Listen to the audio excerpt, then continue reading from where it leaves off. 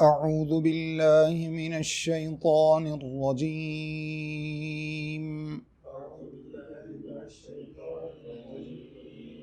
بسم الله الرحمن الرحيم. إن الذين كفروا لن تغني عنهم أموالهم ولا أولادهم من الله شيئا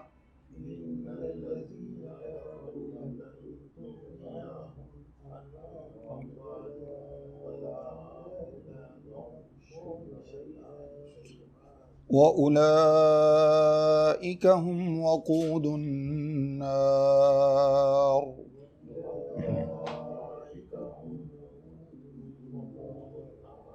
كدأب آل فرعون والذين من قبلهم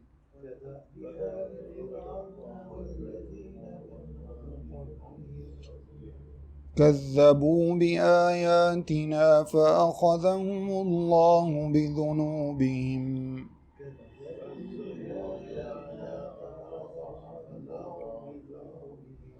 والله شديد العقاب.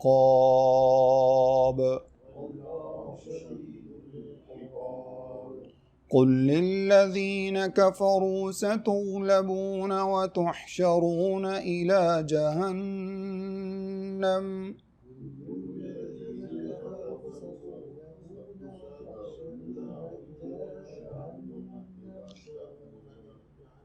وبئس المهاد.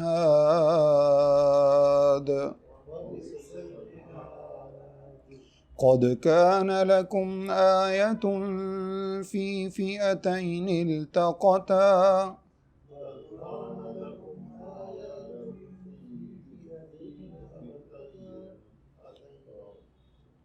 فئة تقاتل في سبيل الله وأخرى كافرة يرونهم مثليهم رأي العين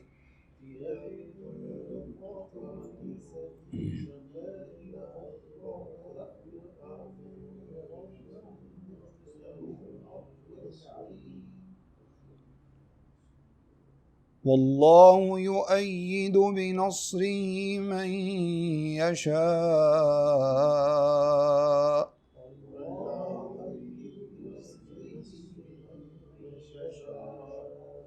إن في ذلك لعبرة لأولي الأبصار.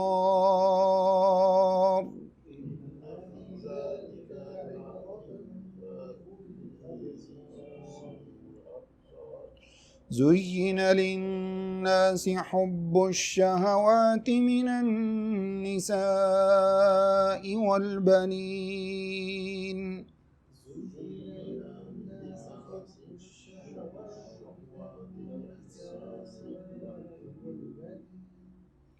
والبنين والقناطير المقنطرة من الذهب والفضة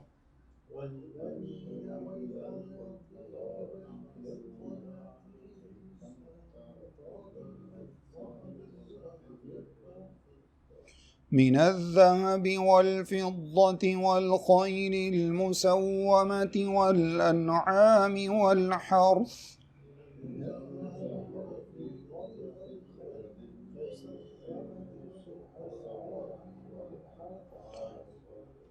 ذلك متاع الحياة الدنيا والله عنده حسن المآب.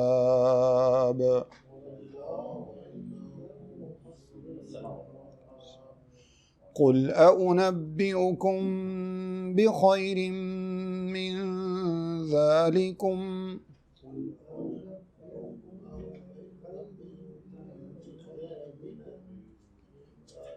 للذين اتقوا عند ربهم جنات تجري من تحتها الأنهار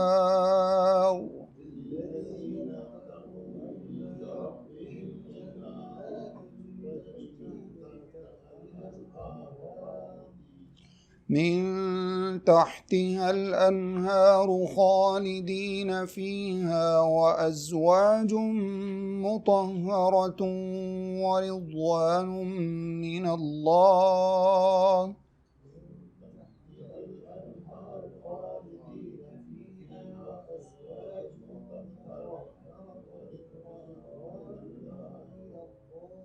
واللہ بصیر بالعباد۔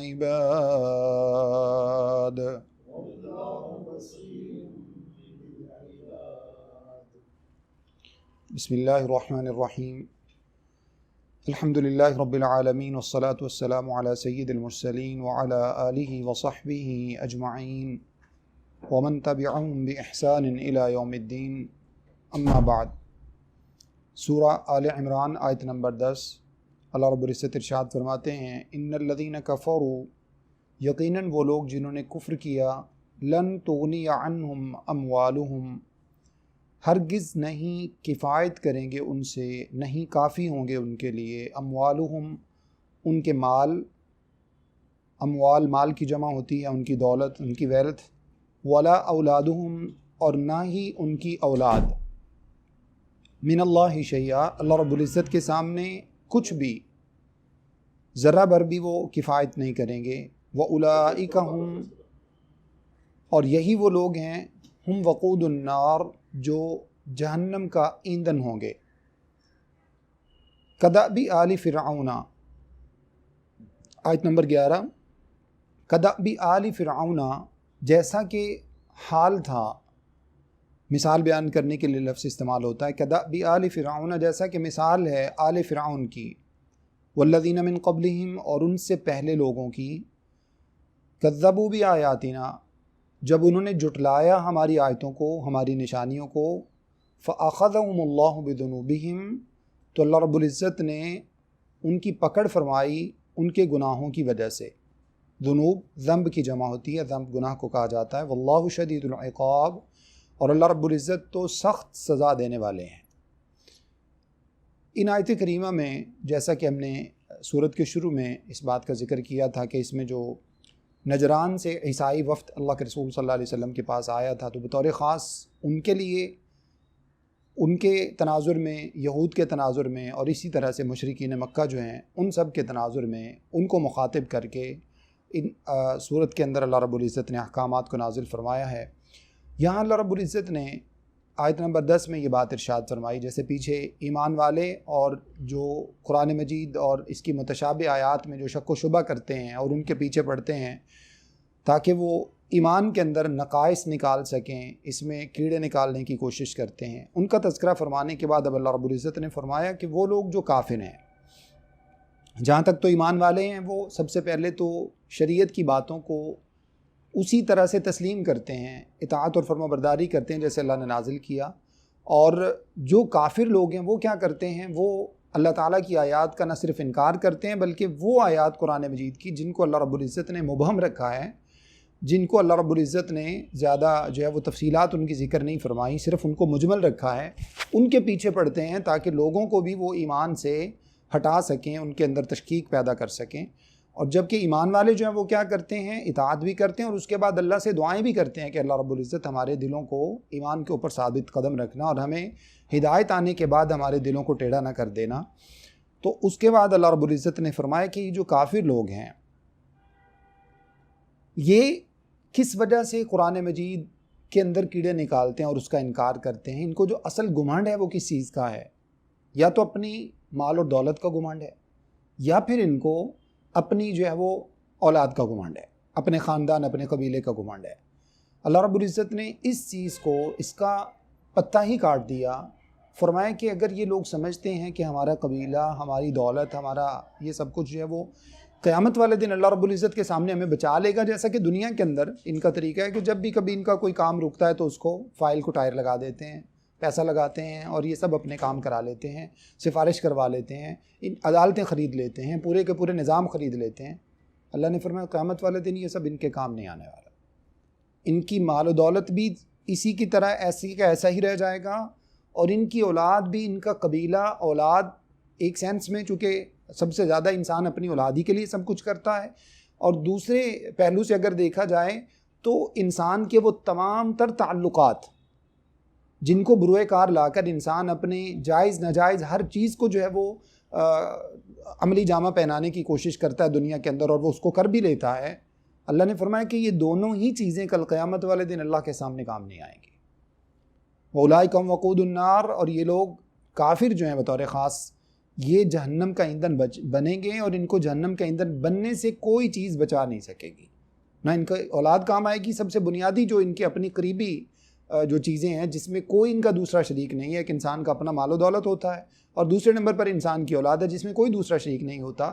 تو یہ بنیادی دو چیزیں ہی جب انسان کے کام نہیں آئیں گی تو پھر دور کی رشتہ داریاں اور لوگوں کا مال، ظاہر سی بات ہے کہ وہ تو انسان کے کسی بھی کام کا نہیں۔ اور اگلی آیت میں اللہ نے فرمایا جیسا کہ فرعون اور اس سے پہلے لوگوں کے ساتھ اللہ رب العزت نے جو معاملہ کیا، جیسے فرعون کو اللہ رب العزت نے جب غرق کیا، فرعون اور اس کی قوم کو، تو اس کے پہلے ہم شاید اس میں بنی اسرائیل کے حوالے سے کچھ تفصیلات پڑھ بھی چکے ہیں پہلے پارے میں بھی۔ موسیٰ علیہ السلام اور آپ کی قوم، چونکہ وہ تو ہجرت کرنے کے لیے جا رہے تھے، نکل رہے تھے، تو اس وجہ سے آپ نے ساری قوم کو ہی ساتھ لیا، بچے بوڑھے بڑے جوان سبھی آپ علیہ السلام کے ساتھ تھے۔ اور فرعون اور اس کی قوم کے لوگ جو تھے وہ صرف فوج نہیں موسیٰ علیہ السلام کی جو ہے نا وہ قوم کے پیچھے لگی تھی ان کو گرفتار کرنے کے لیے، بلکہ فرعون کا پورا لشکر، فرعون کی پوری قوم، ان کی عورتیں، ان کے بچے، سب لوگ ان کے پیچھے گئے تھے۔ کس وجہ سے؟ انہوں نے جب ان کا چونکہ اندر ہی اندر بنی اسرائیل کے لوگوں نے تو پلان کر لیا تھا کہ ہمیں کل نکلنا ہے، تو انہوں نے کیا کیا، ان سے زیورات لے لیے، ان کی خواتین سے، فرعونیوں کی خواتین سے، اس وجہ سے تاکہ جو ہے نا وہ ہمارے کام آئیں گے، چونکہ یہ ساری کی ساری بنی اسرائیلی جو تھی غلام بنے ہوئے تھے قبطیوں کے ہاں، ان کے گھروں میں جا کر کام کرتی تھی ان کی خواتین، ان کے مرد، سب ان کے اوپر وہ ظلم بھی ڈالتے تھے، جب چاہتے ان کو قتل کر دیتے، جیسے اللہ نے قرآن میں کئی جگہوں پر اس کا تذکرہ فرمایا۔ تو ان زیورات کو وصول کرنے کے لیے فرعونیوں کی عورتیں، فرعونیوں کے بچے، یہ ساری کی ساری پوری قوم ہی موسیٰ علیہ السلام کی قوم کے پیچھے نکل کھڑی ہوئی۔ اب اللہ تعالیٰ کی حکمت تو اور تھی نا کہ اللہ رب العزت نے پوری موسیٰ علیہ السلام کی قوم کو نجات دینا تھی، اور پوری کی پوری فرعونی قوم کو اللہ نے غرق فرمانا تھا تاکہ ان کا کوئی بچے ہی نہیں، کیونکہ پوری قوم ہی یہ سب کچھ جو ہے نا وہ اللہ کی نافرمانی اور سرکشی کے اندر وہ انتہاؤں کو پہنچ چکی تھی۔ تو اللہ رب العزت نے فرمایا کہ جیسے فرعونیوں کو اللہ رب العزت نے جب پکڑا نا، تو اس کے بعد ان کے اوپر کوئی رونے والا بھی نہیں بچا، کوئی رونے والا نہیں بچا ان کے لیے، جب ساری قوم ہی غرق فرما دی۔ اب ذرا تصور کریں نا، گھر اسی طرح سے کھڑے کے کھڑے رہ گئے۔ آج ہم جو ہے نا وہ اس کی مختلف جو نئی ٹیکنالوجی کے ذریعے سے ہم ایٹم بم اور اس طرح کی جو ٹیکنالوجی اس کی جب ہم بات کرتے ہیں کہ جناب اس میں تو خیر وہ تو بہت ہی خطرناک ہے دوسری سطح پہ اگر ہم اس کو دیکھیں دوسرے پوائنٹ آف ویو سے، جیسے اللہ تعالیٰ نے قوم صالح علیہ السلام کی قوم پر عذاب بھیجا اور اسی طرح سے قوم عاد پر عذاب بھیجا، لیکن گھر انسان کے کھڑے رکھ کے کھڑے رہیں اور جو ہے وہ جناب اس میں جتنے بھی انسان ہیں وہ سارے کے سارے موت کا شکار ہو جائیں۔ اب اس میں کیا ہوگا، یقیناً کسی نے کھانا بنا کے رکھا ہوا ہوگا، کسی نے جو ہے نا وہ اپنے گھر پہ جناب گاؤ تکیے لگے ہوئے ہیں، بستر لگے ہوئے ہیں، پارٹیاں تیار ہیں، سب کچھ ہے، درخت لگے ہوئے ہیں، پھل پکے ہوئے ہیں، بزنس ان کا جو ہے نا وہ ریڈی ہے، انکم آ رہی ہے، مشینیں چل رہی ہیں، جو اس وقت کے دور میں جو کچھ بھی ان کے پاس وسائل اور ریسورسز تھے وہ سب کے سب اسی کی طرح اپنی جگہ پر کھڑے کے کھڑے رہ گئے، اور پوری قوم کو اللہ رب العزت نے جا کے سمندر میں غرق فرما دی۔ اللہ نے فرمایا کہ اگر ان کے ساتھ اللہ تعالیٰ یہ کر سکتے ہیں تو کیا آج یہ جو لوگ ہیں ان کو اللہ نے فرعونیوں سے زیادہ طاقت دی ہے؟ سوال ہی پیدا نہیں ہوتا۔ اللہ نے فرمایا جیسے اللہ نے ان کے ساتھ کیا، اسی طرح سے ان سے پہلے جتنی بھی قومیں تھیں، قوم عاد تھی، قوم سمود تھی، اور اس سے پہلے جو بھی قومیں تھیں، اللہ رب العزت نے فرمایا جو اللہ نے ان کے ساتھ کیا، ہوا کیا، کذبوا بآیاتنا، انہوں نے ہماری آیتوں کو جھٹلایا تو اللہ نے ان کے گناہوں کے سبب ان کو پکڑ لیا۔ ایک بات یاد رکھیے، زندگی پر اللہ رب العزت انسان کو کچھ نہیں کہتے، صرف ایک ہی چیز ہے جس کی وجہ سے اللہ تعالیٰ انسان کی پکڑ کرتے ہیں، اور وہ انسان کے گناہ ہیں، وہ انسان کے گناہ ہیں۔ یہ انسان اگر اپنے آپ کو اس چیز سے بچا لے، جیسے رسول اللہ صلی اللہ علیہ وسلم نے فرمایا نا، اتق اللہ حیث ما کنت، جہاں بھی اللہ تعالیٰ سے ڈرتے رہو، بس یہ چیز انسان کے اندر آ جائے، جو اپنا ہے اس کو انسان جیسے چاہے خرچ کرے، شریعت نے اس سے اس کو منع نہیں کیا، اور جو پرایا ہے وہ انسان کے لیے جائز نہیں ہے، وہ انسان کے لیے حلال نہیں ہے۔ جو زندگی اللہ رب العزت نے انسان کو دی ہے، اس زندگی کو اللہ نے فرمایا کہ حلال کے مطابق گزارتے رہو، تمہیں کوئی پوچھنے والا نہیں ہے، لیکن جب حرام کرو گے تو پھر اللہ رب العزت پکڑے گا تمہیں۔ تو اللہ تعالیٰ جس چیز کے اوپر پکڑ کرتے ہیں وہ صرف انسان کے گناہ ہیں، اس وجہ سے انسان کو ہمیشہ اپنی زندگی کو مطلب دیکھیں نا، اس کے اندر حلال میں برکت ہے، گناہ کے اندر برکت بھی نہیں ہے، گناہ انسان کی جو ہے نا وہ شخصیت کو متاثر کرتا ہے، گناہ انسان کی معاشرے کے اندر انسان کے سٹیٹس کو متاثر کرتا ہے. یہ مطلب اس کے اندر کسی بھی صورت میں کوئی بھلائی نہیں ہے گناہ کے اندر. اور اگر کوئی انسان گناہ پر گناہ کرتا چلا جاتا ہے، وہ کسی بھی پہلو سے، چاہے وہ لوگوں کے مال و دولت کو اپنے لیے جمع کر لیتا ہے، یا وہ بدکاری کے اندر آگے بڑھ جاتا ہے، یا وہ دیگر جو ہے نا وہ جرائم پیشہ معاملات کے اندر وہ آگے بڑھ جاتا ہے، تو کیا اس کی عزت جو ہوتی ہے وہ سچی ہوتی ہے؟ جھوٹی عزت ہوتی ہے وہ. جو بظاہر لوگ اس کے سامنے کبھی آ کے کر رہے ہوتے ہیں تو جھوٹ کی عزت ہوتی ہے وہ. اللہ رب العزت ہمارے حال پہ رحم فرمائے. جیسا کہ آج کل ہم اپنی بعض نیوز کے اندر ہم دیکھتے ہیں کہ سوشل میڈیا پر جو ہے نا مختلف قسم کی حرکتیں کرنے والے، اللہ تعالیٰ ہماری قوم کے ہدایت نصیب فرمائے، قوم کے اوپر اللہ تعالیٰ رحم فرمائے. پتہ نہیں کس کام میں ہم لوگ لگ گئے ہیں جس کا نہ کوئی دنیاوی فائدہ نہ کوئی دینی فائدہ. مطلب عجیب قسم کی حرکتیں کر کے صرف لوگوں کی جو ہے نا ویوز چاہیے، لوگوں کی لائکس چاہیے. تو اب جن لوگوں کو جناب 10-10 لاکھ اور 8-8 لاکھ اور 6-6 لاکھ لوگ فالو کرنے والے ہیں کسی چینل کے اوپر، کسی سوشل میڈیا کی جو ہے نا وہ کسی اس کے اوپر، اور صورتحال یہ ہے کہ جب ان کی میت ہو جاتی ہے تو کوئی ان کو لینے بھی نہیں جاتا، کوئی اس میت کو وصول کرنے کے لیے نہیں جاتا، کوئی اس کے جنازے میں کیا جائے گا. اس کے والدین، جیسے ابھی پچھلے دنوں خاتون کا مسئلہ ہوا تو وہ قتل کی واردات ہوئی لانڈی ٹاؤن کی طرف یا پتہ نہیں کہاں پہ، اور رنگی کی طرف، تو اس کے والدین نے اس سے لا تعلقی کا اظہار کر جو ہے نا وہ کہہ دیا کہ یہ ہمارا اس سے کوئی تعلق نہیں ہے. یہ جھوٹا ہے سب کچھ جو انسان جس کے پیچھے لگا ہوا ہے. تو اللہ رب العزت انسان کو کس بات پر پکڑتے ہیں؟ گناہوں پر. انسان اپنے آپ کو گناہوں سے بچا لے، کامیابی ہی کامیابی ہے ایمان لانے کے بعد. اس کے بعد اگلی آیت میں اللہ نے فرمایا، آیت نمبر 12، قُلْ لِلَّذِينَ كَفَرُوا، ان کافروں سے کہہ دیجئے. بطور خاص یہ آیت جو ہے وہ ان کے بارے میں ہے، یہود کے بارے میں. ان کافروں سے کہہ دیجئے سَتُغْلَبُونَ، ان قریب تم مغلوب ہو جاؤ گے، وَتُحْشَرُونَ إِلَىٰ جَهَنَّمَ، اور اس کے بعد تمہیں جہنم کی طرف جو ہے نا وہ ہانکا جائے گا، اکٹھا کیا جائے گا. وَبِئْسَ الْمِہَادُ، اور بہت برا ٹھکانہ ہے یہ جہنم.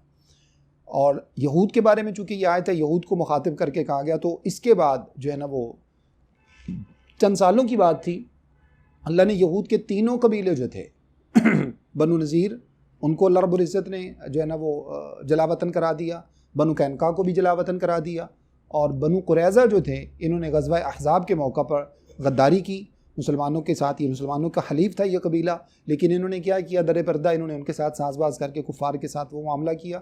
تو جیسے ہی جنگ ختم ہوئی تو جبریل امین علیہ الصلوۃ والسلام اللہ کی طرف سے تشریف لائے اور کہا، اللہ کے رسول آپ لوگوں نے ہتھیار اتار دیے ہیں، فرشتوں نے تو ابھی ہتھیار نہیں اتارے، لہٰذا بنو قریظہ چلیں اور پہلے ان کا معاملہ تمام کریں. تو تقریباً 900 کے قریب ان کی تعداد تھی، سب کو جو ہے نا وہ قتل کر دیا گیا کیونکہ انہوں نے غداری کی تھی اور مسلمانوں کا جو ہے نا وہ اس طرح سے انہوں نے بے وفائی کی تھی.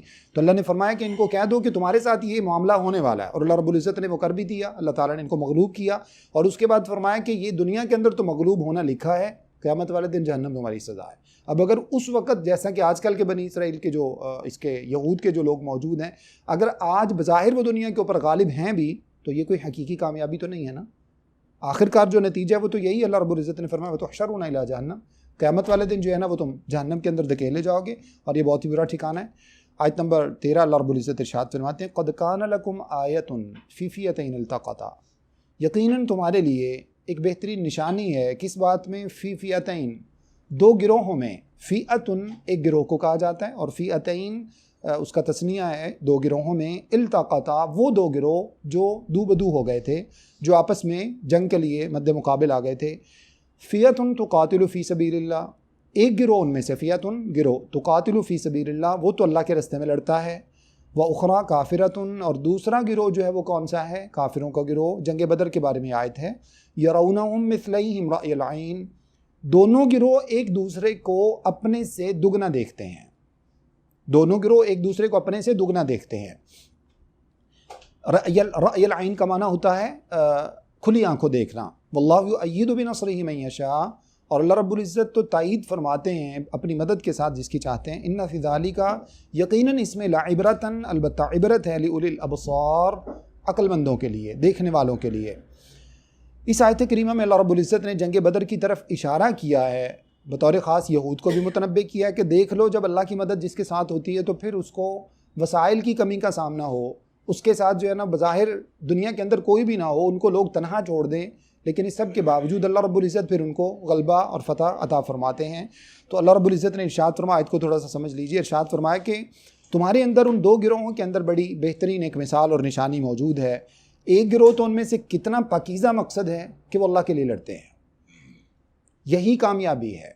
اللہ کے لیے انسان جو بھی معاملات انسان کے ہوں دنیا کے اندر، اس کے اندر انسان کا جو اصل مقصد ہے وہ کیا ہو؟ اللہ کی رضا حاصل کرنا.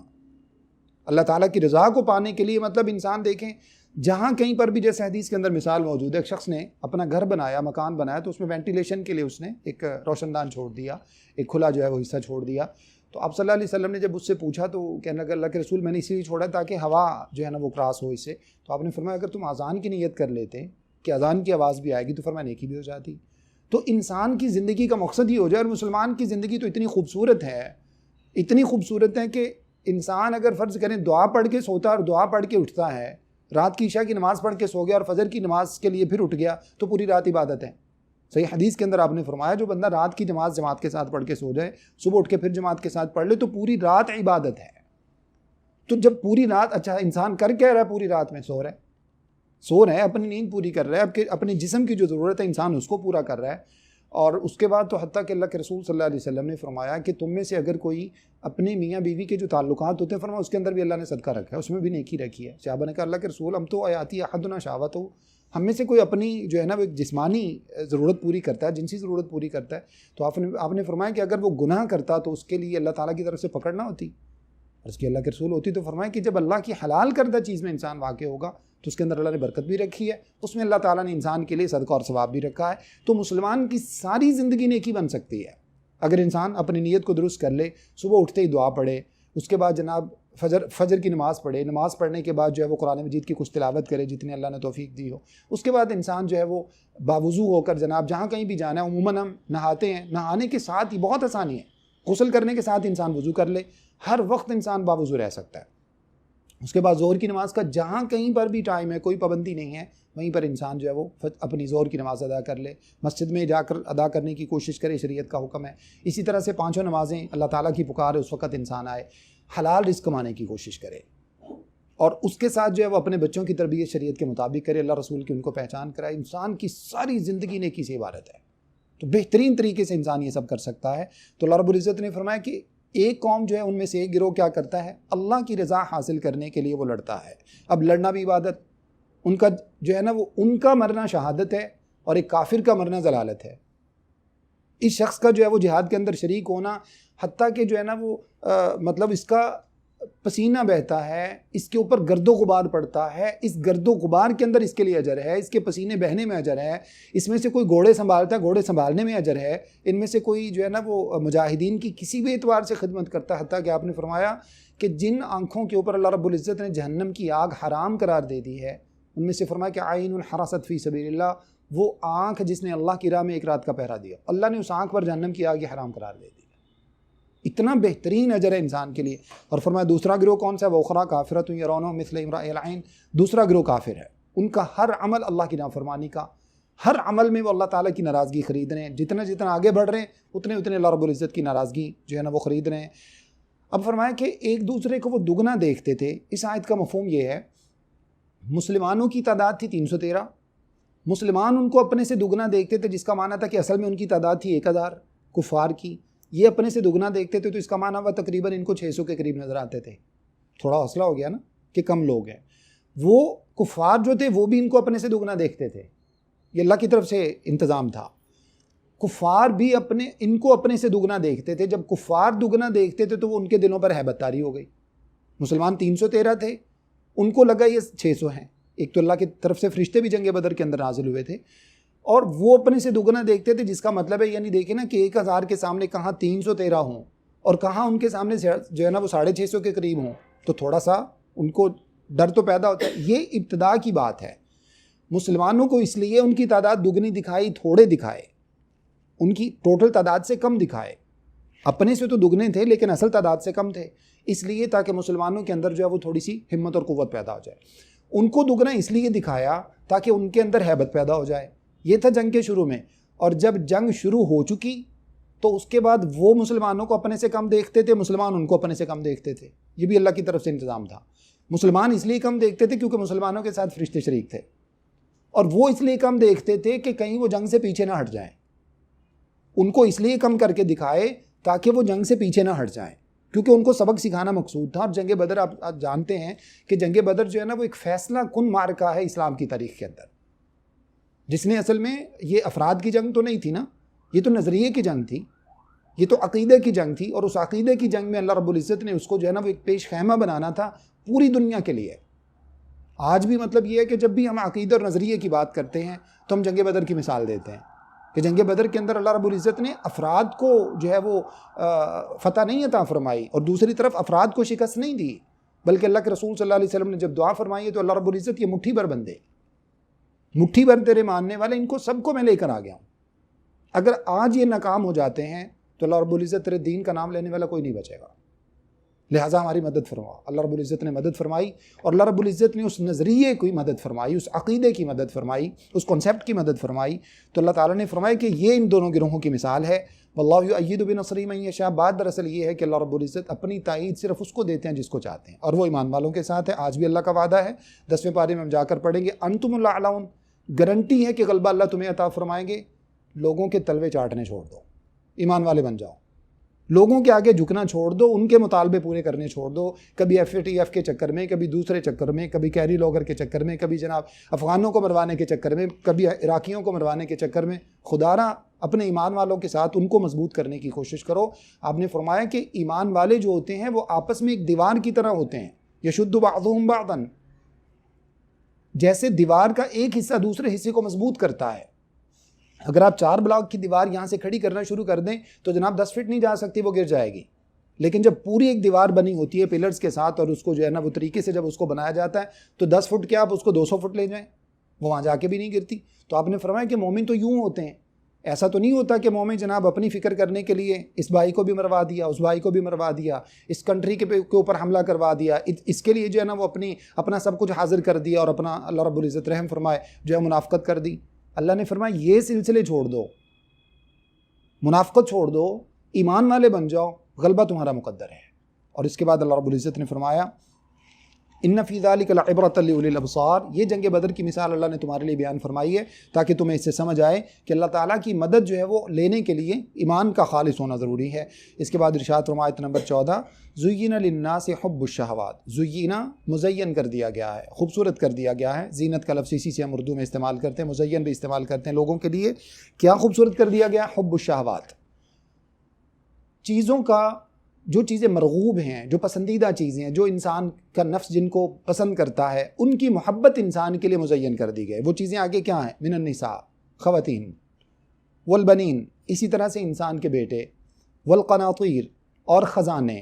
قناطیر اصل میں قنطار کی جمع ہوتی ہے، قناطیر یعنی خزانے، المقنطرہ وہ خزانے جن کو جمع کیا جاتا ہے، من الذهب، گولڈ کے ہاں، گولڈ کے ذخائر، والفضہ، چاندی کے ذخائر، والخیل المسومہ، اور اسی طرح سے نامزد گھوڑے، یعنی وہ گھوڑے جن کو اسپیشل تیار کیا جاتا ہے۔ اس وقت فخر کی علامت یہی تھے، آج کے دور میں جیسے لگژری گاڑیاں اور اس طرح کی چیزیں۔ والانعام، اور اسی طرح سے چوپائے، جانور، مال مویشی، پہلے یہی لوگوں کے پاس جو ہے نا وہ فخر کرنے کی چیزیں تھیں، آج کے دور میں جیسے فیکٹریاں، آج کے دور میں دیگر انسان کا بزنس۔ والحرث، اور اسی طرح سے کھیتیاں۔ یہ فرمایا اللہ رب العزت نے یہ سب انسان کے لیے مرغوب کر دیا گیا ہے، اور اس کی محبت انسان کے دل میں ڈال دی گئی ہے، جو فطرت ہے انسان کی، کچھ غلط نہیں ہے۔ ذالک متاع الحیات الدنیا، لیکن یاد رکھو یہ سب دنیا کی زندگی کا سامان ہے۔ واللہ عنده حسن مآب، جو اللہ رب العزت کے پاس ہے وہ ٹھکانے کے اعتبار سے، اجر کے اعتبار سے بڑا بہترین ہے۔ اب اس آیت کریمہ میں اللہ رب العزت نے وہ تمام چیزیں جن کی محبت میں انسان گرفتار ہوتا ہے ان کا تذکرہ کیا، ان کی تفصیلات ہیں ہر چیز کی۔ جیسے عورتوں کے بارے میں آپ نے فرمایا کہ میرے جانے کے بعد میری امت کے اندر جو سب سے بڑا فتنہ ہے میری امت کا، وہ خواتین ہیں۔ آج ہم اس کا بعینی ہی مشاہدہ کر رہے ہیں اپنی نظروں سے، اور جو ہے نا وہ لاجیکل طریقے سے ہم سب یہ دیکھ رہے ہیں کہ اس وقت سب سے بڑا فتنہ جس نے مسلمانوں کو بھی اپنی لپیٹ میں لے لیا ہے وہ کیا ہے؟ خواتین کا فتنہ ہے۔ اسی طرح سے مال کا فتنہ ہے، مال و دولت کمانے کے لیے جائز ناجائز کی تمیز آپ نے فرمایا کہ ایک وقت زمانہ ایک لوگوں کے اوپر آئے گا جب بندہ یہ نہیں دیکھے گا کہ اس کے پاس آنے والا، اب اس نے جو مال کمایا ہے وہ من حرام من حلال ام من حرام او کما قال علیہ السلام، وہ حرام سے کمایا یا حلال سے کمایا، اس کو مال کمانے سے غرض ہوگی، بس کسی بھی طریقے سے آ جائے. جیسے میں آپ کے سامنے ابھی سوشل میڈیا کی بات کر رہا تھا، اب جو یوٹیوبرز ہیں، جو ٹک ٹاکرز ہیں، جو اس ٹائپ کی ہماری جنریشن جس کام پہ لگی ہوئی ہے، وہ کیا کر کے یہ مال کما رہے ہیں؟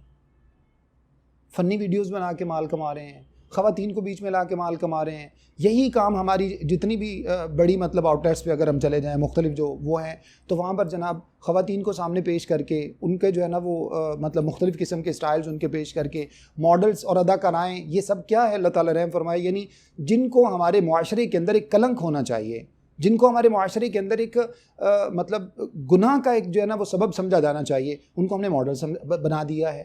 اور جو ہے نا وہ اللہ تعالیٰ رحم فرمائے، تو یہ سب کیا ہے؟ مال کمانے کے طریقے ہیں. مال کمانے والے کو کوئی غرض نہیں ہے بہو کی عزت جا رہی ہے، بیٹی کی عزت جا رہی ہے، ماں کی عزت جا رہی ہے، بہن کی عزت جا رہی ہے، اس کو ان باتوں سے کوئی غرض نہیں ہے. حرام ذرائع ہوں یا حلال ذرائع ہوں، بس مال آنا چاہیے. تو اب اسی طرح سے اللہ رب العزت نے فرمایا، جب جیسے بیٹوں کا معاملہ ہے، تو اب انسان اپنی اولاد کے لیے یہ سب کچھ کیوں کرتا ہے؟ انسان حرام کیوں کماتا ہے؟ اپنی اولاد کے لیے. تو وہ یہ ساری چیزیں اللہ رب العزت نے فرمایا. اچھا، اب اس میں دو پہلو ہیں. اگر تو اس پہلو کے اندر یہ جتنی بھی چیزوں کا اللہ رب العزت نے تذکرہ کیا ہے، انسان کے پاس خزانے ہیں، مال و دولت ہے، یہ سب کچھ ہے، بیٹے ہیں، قبیلہ ہے انسان کا، یہ سب کچھ ہے، یہ سارے کا سارا اگر انسان اس کے اندر حرام اور حلال کی تمیز نہیں کرتا تو یہ سب انسان کے لیے آزمائش ہے، قیامت والے دن انسان کے جہنم میں جانے کا سبب ہے. اور یہی چیزیں اگر انسان اس میں حرام اور حلال کی تمیز کرتا ہے تو صحیح حدیث میں، صحیح بخاری کے اندر اللہ کے رسول صلی اللہ علیہ وسلم کا فرمان موجود ہے، ارشاد فرمایا کہ دو لوگ ایسے ہیں جن کے ساتھ رشک کرنا جائز ہے. ایک بندہ جس کو اللہ نے قرآن کی نعمت سے نوازا ہو، دن رات وہ قرآن مجید کی تلاوت کرتا ہے، اور دوسرا وہ بندہ جس کو اللہ رب العزت نے مال کی نعمت سے نوازا ہو اور وہ کیا کرتا ہے؟ فَوَ يُنْفِقُ بِهِ آنَاءَ اللَّيْلِ وَآنَاءَ النَّهَارِ، دن رات وہ اللہ کی راہ میں مال خرچ کرتا ہے. یہ مال انسان کے لیے نعمت ہے، کل قیامت والے دن انسان کی بخشش کا ذریعہ ہے، انسان کی بخشش کا ذریعہ ہے. اور یہاں پر جناب ایک طرف حرام کاری میں خرچ کیا ہوا مال انسان کے لیے قیامت والے دن جہنم کے ایندھن کا سبب بن جائے گا، جبکہ حلال میں کیا ہوا 1 روپیہ بھی انسان کا خرچ کیا ہوا کل قیامت والے دن اللہ تعالیٰ اس کو اور پہاڑ کے برابر لا کے انسان کے سامنے نیکیوں کی صورت میں کھڑا کر دیں گے. تو اس وجہ سے یہ ساری چیزیں مذموم نہیں ہیں. مذموم وہ ہے جو شریعت کی خلاف ورزی میں ہو، مذموم وہ ہے جو اللہ تعالیٰ کی نافرمانی کے اندر ہو. اور اگر اللہ کی فرما برداری میں انسان نے حلال کمایا، کروڑوں اربوں خربوں بلینز کی جائیداد بنا لے، اللہ نے منع نہیں کیا اس سے، ہمیشہ اس میں سے زکوٰۃ نکالتا ہے، غرباء فقراء کا مساکین کا حق نکالتا ہے، اللہ رب العزت کی جو ہے نا وہ شریعت کے لیے، اعلاء کلمت اللہ کے لیے وہ خرچ کرتا ہے، اپنی اولاد کی تربیت جو ہے وہ اچھے طریقے سے کرتا ہے. یہ ساری چیزیں اگر وہ کرتا ہے تو یہ تمام کی تمام چیزیں دنیا میں بھی سکون کا سبب اور آخرت میں بھی انسان کی کامیابی کی ضمانت. اس کے بعد اللہ تعالیٰ نے ارشاد فرمایا آیت نمبر 14، قُلْ أَنُبِّئُكُم بِخَيْرٍ مِّن ذَلِكُمْ، اے نبی صلی اللہ علیہ وسلم آپ ان کو کہہ دیجئے، کیا میں تمہیں خبر دوں بخیر من ذالکم، یہ جتنا کچھ بھی ذکر کیا ہے جس کے پیچھے تم سب کے سب جو ہے نا وہ یعنی بالکل ہر چیز بھول کر تم جس کے پیچھے پڑے ہوئے ہو دنیاوی جاہ و جلال کمانے کے لیے، تمہیں خبر دوں کہ ان سب سے بہتر کیا ہے؟ للذین اتقوا عند ربہم، ان لوگوں کے لیے جو اپنے رب سے ڈر جاتے ہیں، ان کے لیے کیا ہے جو ان سب سے بہتر ہے؟ عند ربہم، ان کے رب کے پاس، جنات، اللہ کی تیار کیے ہوئے جنتیں ہیں، تجری من تحتی الانہار، جس کے نیچے نہریں چلتی ہیں، اتنے خوبصورت باغات ہیں وہ، خالدین فیہا، اور دنیاوی زندگی تو چند سالوں کی ہے، ختم ہو ہی جائے گی. کل من علیہا فان، کسی کو بھی یہاں پہ دوام نہیں ہے سوائے اللہ رب العزت کی ذات کے، سب کو اپنا وقت پورا کر کے چلے جانا ہے. اور جو کچھ بھی دنیا سے انسان نے کمایا وہ سب کا سب یہیں چھوڑ کے بھی جانا ہے، لے کے بھی کچھ نہیں جانا. جبکہ اللہ رب العزت نے فرمایا کہ جو جنتیں اللہ نے تیار کر رکھی ہیں، خوبصورت باغات اور یہ سب کچھ اس کے مقابلے میں جو وہاں اللہ نے تیار کر رکھا ہے، خالدین فیہا، وہ نعمتیں بھی مستقل ہیں، وہاں انسان کا رہنا بھی مستقل ہے، وہ نعمتیں بھی ہمیشہ کی اور انسان کا وہاں پر رہنا بھی ہمیشہ کا ہے، جس کے بعد کوئی زوال نہیں ہے انسان کو. وازواج مطہرہ، اور ان خواتین کے مقابلے میں اللہ رب العزت نے وہاں پر پاکیزہ عورتیں اللہ رب العزت نے ان کے لیے رکھی ہیں، حوروں کی شکل میں. اگر انسان کی بیوی جو دنیا کے اندر ہے وہ بھی انسان کے ساتھ جنت میں جاتی، اس وجہ سے جہاں انسان اپنی جنت کی کوشش کرے وہیں پر انسان اپنی بیوی اور بچوں کی جنت کی بھی کوشش فرض ہے اس کے اوپر. یا ایھا الذین آمنوا، اللہ تعالیٰ نے 28ویں پارے میں سورہ تحریم میں ارشاد فرمایا، اے ایمان والو قوا انفسکم واہلیکم نارا، اپنے آپ کو بھی جہنم کی آگ سے بچاؤ اور اپنے اہل و عیال کو بھی جہنم کی آگ سے بچانا تمہاری ذمہ داری اور رسپانسبلٹی ہے. کل قیامت والے دن تمہیں ان کے بارے میں پوچھا جائے گا. اب وہ انسان کی بیوی بھی اگر جنت میں جاتی ہے تو ان حوروں کی سردار ہوگی. جو حوریں اللہ رب العزت جنت میں انسان کو دیں گے, یہ دنیاوی بیوی اگر یہ بھی جنت میں جاتی ہے تو یہ ان حوروں کی سردار ہوگی. تو اس وجہ سے انسان اس جنت کی کوشش کرے جس جنت میں انسان کے ساتھ انسان کے سارے پیارے بھی ہوں. دنیا کے اندر تو انسان مرنے سے پہلے, حالانکہ اس کو فکر اس بات کی ہونی چاہیے کہ مرنے کے بعد میرے ساتھ کیا ہوگا, اور عموماً فکر اس بات کی کرتا ہے کہ مرنے کے بعد میری اولاد کا کیا ہوگا. اس چکر میں بعض مرتبہ ناانصافی بھی کر جاتا ہے, کسی کو زیادہ دے دیا, کسی کو کم دے دیا, کسی کے ساتھ کیا, اور یہ سب کچھ انسان یہ کر جاتا ہے جبکہ کرنا انسان کو وہ چاہیے.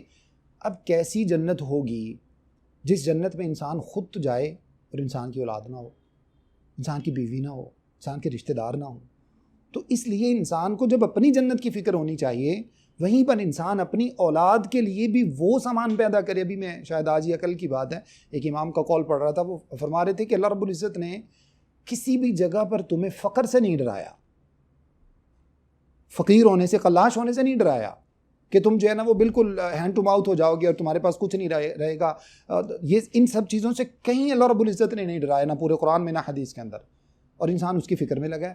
جس چیز سے انسان نے ڈرایا ہے وہ جہنم اور جہنم کے عذاب ہیں, اور اس سے انسان غافل ہو کے بیٹھا ہوا ہے. جس چیز کی ضرورت ہے اس طرف نہیں ہے انسان کا مائنڈ, اور جس چیز کی ضرورت نہیں ہے, جو وقتی طور پہ, مطلب آج اگر ایک شخص دنیا کے اندر, میں نے شاید ایک واقعہ آپ کے سامنے پہلے رکھا تھا, DHA میں ایسا ہوا کہ کسی اس نے بتایا, جو گھر کا ڈرائیور تھا, اس نے بتایا کہ جناب وہ ڈاکٹر کوئی وہ تھے, شاید کرنل تھے ریٹائرڈ, اور ان کے بیٹے دونوں ڈاکٹر ہو گئے, وہ امریکہ چلے گئے, باقی بھی سب بچے چلے گئے. جب ان کی ڈیتھ ہوئی تو وہ واپس آئے. اب وہ بچوں نے زندگی بھر جو ہے نا وہ ایسی آسائشوں کے اندر وقت گزارا تھا کہ ان کو پتہ ہی نہیں تھا اسلام کیا ہوتا ہے.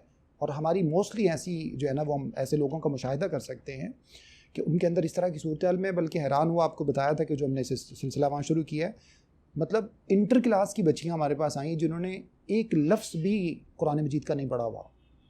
انٹر کی بچیاں, مسلمانوں کی بچیاں, زندگی بھر انہوں نے مسلمانوں کی گھرانوں میں زندگی گزاری, آنکھ کھولی اور یہ سب کچھ, تو اللہ رحم فرمائے. اب وہ بچے جب واپس آئے تو جناب جنازے کا ٹائم ہوا, باقی سارے معاملات تو جو کچھ بھی, جنازے کا جب ٹائم ہوا تو وہ دونوں بچے وہاں سے نکل کے سائڈ پہ کھڑے ہو گئے. دونوں ڈاکٹر ہیں, جنازے سے ہٹ کر سائڈ پہ ہو. وہ ڈرائیور جو کرنل صاحب کو دیکھ رہا تھا, اکیلا ہی تھا, کرنل صاحب تو ڈرائیور تھا, اس نے جا کے ان بچوں سے کہا کہ بیٹا تمہارے باپ کا جنازہ ہے. کہنے لگے ہمیں تو نہیں پتہ یہ لوگ کیا کر رہے ہیں, آپ لوگ جب فارغ ہو جائے تو ہمیں بتا دیجیے گا, ہم جا کے دفن کر دیں گے. اندازہ لگائیں کہ جس اولاد کو ہم نے اتنا پڑھایا لکھایا کہ ان کو ہم نے دوسرے ملکوں میں بھیج دیا, لاکھوں کروڑوں ہم نے ان کے اوپر خرچ کیے, وہ اولاد اپنے لیے بھی اس قابل نہیں ہے کہ وہ اللہ تعالیٰ سے رحم مانگ سکے. جنازے کے ٹائم پہ ان کو اس بات کی اویئرنیس ہی نہیں ہے, ان کو ادراک ہی نہیں ہے کہ یہ کر کیا رہے ہیں. تو مجھے بتائیں یہ اولاد کل قیامت والے دن انسان کے لیے نجات کا ذریعہ بنے گی یا وبال نظام بن جائے گی؟ اللہ تعالیٰ ہمارے حال پہ رحم فرمائے.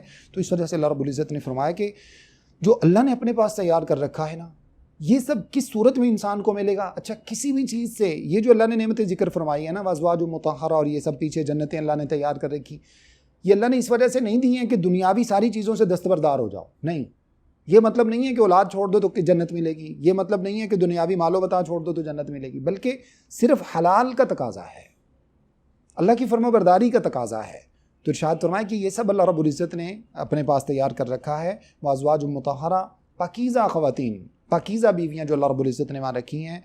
اور یہ پاکیزہ بیویاں کس اعتبار سے, یعنی ایک تو جو دنیا کے اندر خواتین کے ساتھ جو ایک منتھلی معاملات ہیں, یا اسی طرح سے اس کے علاوہ جو مطلب بچوں کی پیدائش کے حوالے سے, اور اس کے علاوہ یہ سب چیزوں سے پاک ہیں. جسمانی اعتبار سے, روحانی اعتبار سے خواتین کے اندر چونکہ ایک کمزوری ہے خواتین کی, ان کے اندر جو ہے نا وہ حسد, بغض, کینہ, یہ سب چیزیں خواتین کے اندر مردوں کے بنسبت بہت زیادہ ہوتی ہیں. جنت میں جو ہوں گی, مطلب فرض کریں جیسے ہم تو مطلب ایسے غریبوں کے دور میں وقت گزار رہے ہیں نا کہ دوسری شادی کا سوچ بھی نہیں سکتے. اللہ تعالیٰ رحم والا معاملہ فرمائے ہمارے حال پہ. وہاں پر انسان کی 4 بیویاں بھی ہوں گی نا, اگر اللہ تعالیٰ کی طرف سے دی ہوئی نعمتیں حوروں کی صورت میں, تو کسی کے دل میں یہ نہیں ہوگا کہ شوہر اس سے زیادہ پیار کرتا ہے, مجھ سے نہیں کرتا. اللہ ہماری بیویوں کو ہدایت نصیب فرمائے. اس وقت جو سب سے بڑا المیہ ہے نا ہمارے معاشرے میں, یہ جو بدکاری بڑھ رہی ہے, اس کا ایک بہت بڑا جو سبب ہے نا, یہ دوسری شادی کی جو ہے نا اس کے اندر رکاوٹ جو ہے, یہ بہت بڑا اس کا سبب ہے. اور اس کے اندر ہم مرد حضرات بھی برابر کے شریک ہیں, خواتین بھی برابر کی شریک ہیں.